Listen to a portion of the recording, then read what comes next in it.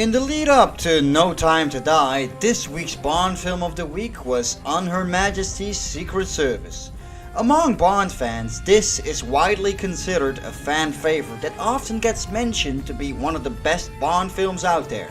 If you've been following my recapping episodes, you'll know that I am not among those fans, and I wish I was.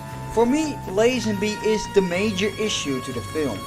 Now, I absolutely adore Lazenby, the person, but I don't like his performance as Bond. A lot of the times it's just too wooden, and that dubbing when he's Hilary Bray kinda takes me out of the film too. I'm not a fan of Blofeld's scheme with his Angels of Death either, being hypnotized and to be released around the world to spread a deadly virus causing infertility. Luckily, there is a lot to enjoy too. Diana Rigg is a real highlight, and so is the unique and powerful ending, as well as the amazing cinematography and music. But I always get the feeling that I would enjoy this movie a lot more had Connery done it. But that's just me. Let's listen to how some of my awesome supporters feel about this one.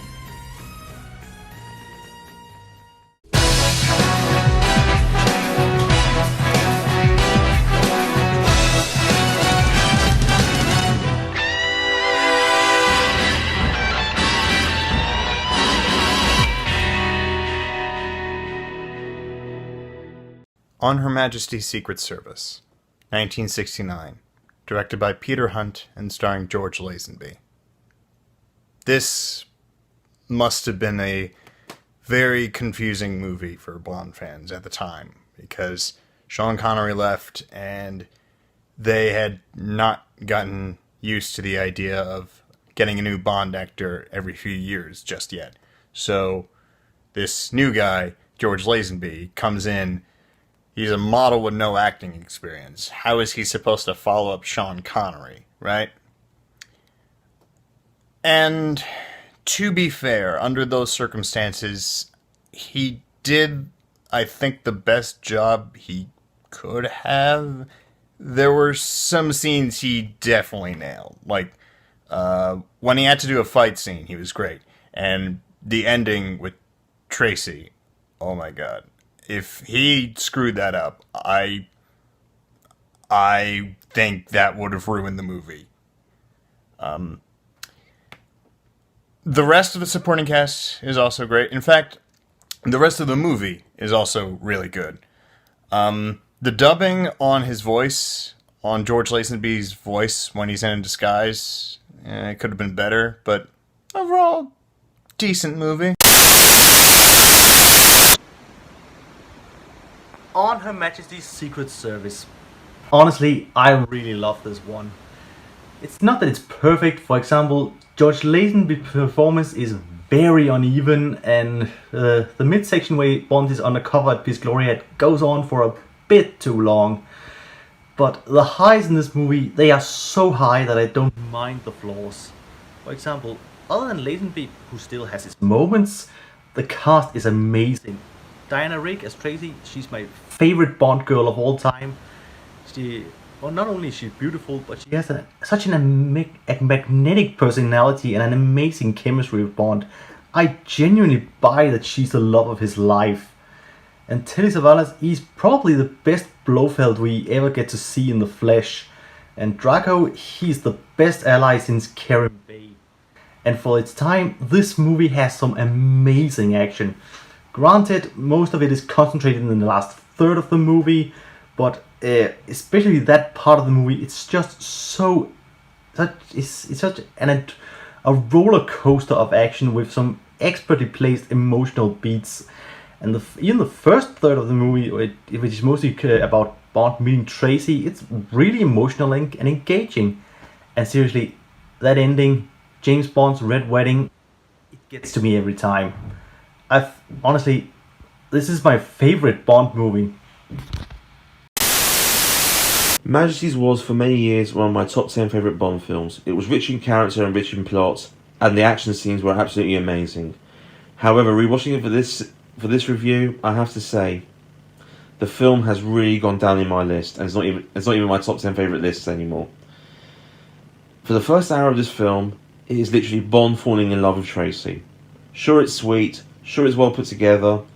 Sure, the scene between Moneypenny and Bond is a very moving scene, and certainly Moneypenny's best scene in the whole series. Sure, the montage with Louis Armstrong's song "We Have All the Time in the World" brings a tear to my eye. But mate, Jesus, it really does outstay its welcome. We don't get our first action scene in the Bond film until 93 minutes in. And from that 93-minute mark all the way to the very end, the film is amazing. The ski chase is amazing. Barry's soundtrack is sublime. Diana Rigg as Tracy is a brilliant ally, and you can see why Bond will fall in love with her. Everything about those last 50 minutes or so is brilliant. However, you can't get away from the first hour and a half, and that's where the film falters for me. As for the acting, well, George Lazenby, world-class bullshitter, not much of an actor, but boy, is he good in the action scenes. Out of all the Bonds to date, he is the only one who can really fulfill the action scenes for me. Diana Rigg as Tracy is absolutely amazing, and she is the one who really carries the film. Terry Savalas as Blofeld is pretty good also. However, this film really does falter when it comes to the acting department, because the leading man is not up to scratch. For many years, Majesty's was the underdog. It was scorned on release and re-evaluated over the years. I can see why many people love this film, and I can see why it has received the critical re-evaluation it has, and it certainly deserves it. But really, the first 90 minutes of this film puts it down for me. Sad to say, this is a film that's left my top 10 favourite Bond films, and it's in the mediocre range. So, number 6, On Her Majesty's Secret Service. One of my personal favourites, one of my dad's personal favourites, the one I mostly grew up with. Right, so, George Lazenby, he's hit and miss. There's moments I like of him, there's moments where his acting is extremely wooden, it's almost unbearable. I mean, the final scene is his standout scene alone with the death of Tracy. Peter Hunt's direction is fantastic, his step up from editor to director is brilliant. I read that he actually framed the film and got it shot specifically so that you could present it on television sets cropped, and it would still look lovely, so that's a big plus in my book. John Barry's score, one of my all-time personal favourites, one I listen to daily.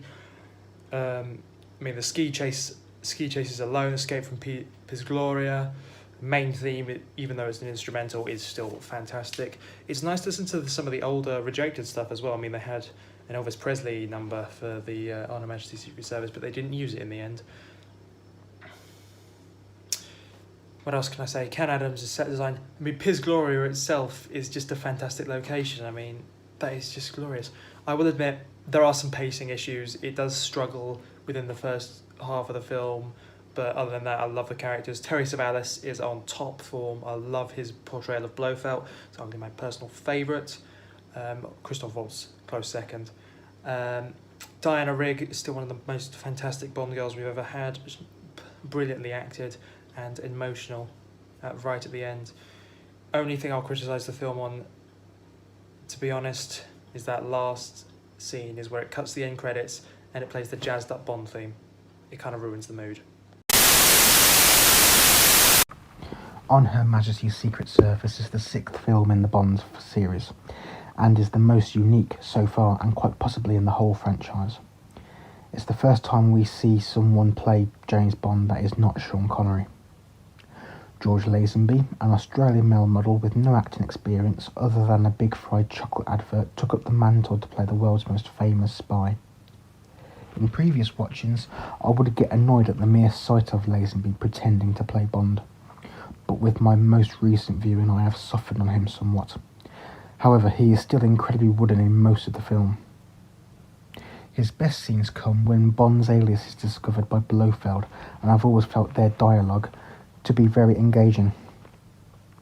The other scenes where Lazenby shine are the romance parts with this film's Bond girl, Contessa Teresa Di Vincenzo, or Tracy for short. These appear in the barn and at the very end of the film.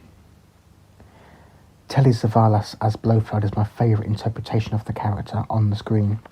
He is a villain who actually seems a physical match to Bond, and their fight in the bobsleigh is always one of my favourites. Diana Rigg plays Tracy and she is absolutely beautiful in this film. She has, in my opinion, some of the best outfits any Bond girl has worn in the franchise. She looks stunning. She is the perfect actress to play alongside an inexperienced Lazenby, as Rigg is a fine performer. She plays a very strong and complex character and is one of my favourite Bond girls. John Barry's score again is fantastic, especially the main theme and the Louis Armstrong number, We Have All the Time in the World, which is not just one of my favourite songs in the Bond universe, but one of my favourite songs ever. After my most recent viewing, On Her Majesty's Secret Service is a good film. I can just about see why people have it as number one. However, the two glaring problems I have with this film are George Lazenby playing James Bond and the fast-paced editing. I have said in previous reviews that the lazy editing was a problem, and it continues in this film, sadly. In regards of Bond, would it be higher in my estimations if Sean Connery was playing Bond? Maybe. Even if Timothy Dalton played Bond, I think it would have been an even better film. And it is widely known that Dalton had been offered the role but turned it down thinking he was too young. Alas, Lazenby is who we got. It's just a shame he was Bond in arguably the most important film in the series so far. I rate On Her Majesty's Secret Service 3 out of 5 stars. Hello, my name is Sir Hilary Bray, and today I'm gonna speak about On Majesty's Secret Service. What do I think about it? I think this is a really bad movie. I mean, you don't have Sean Connery anymore, and now you've got this really bad new actor. This is really a shame, and I shall complain. I think this movie is the worst in this series.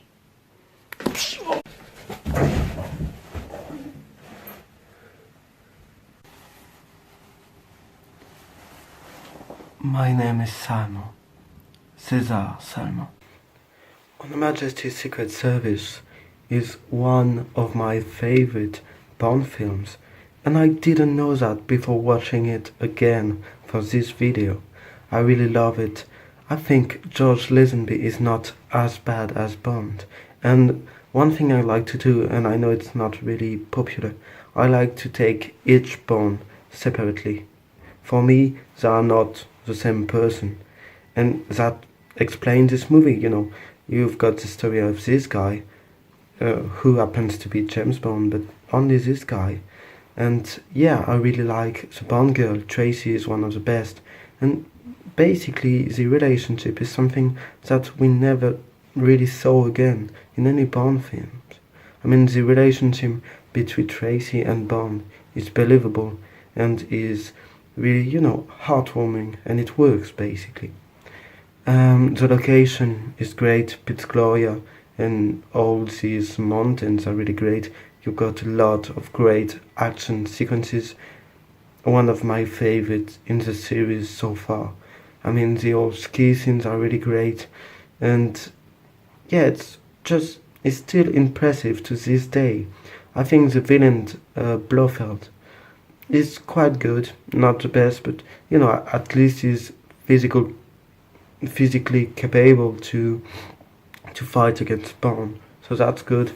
And yeah, it's really great movie. And as I said, the fact that for me, I take it as its own movie about this particular guy as Bond. You know, it's not going to be Sean Connery, and when it fails and when it's a bit awkward is when Lazenby is trying to act as Connery.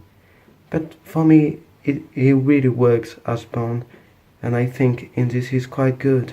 And this movie is for me one of the best. And at the moment it's one of my favorite and definitely the most underrated. So here you go. I'll see you for Diamonds Are Forever. And it's been a long time since I saw this one, so we're gonna see how it works out. This never happened to the other fellow.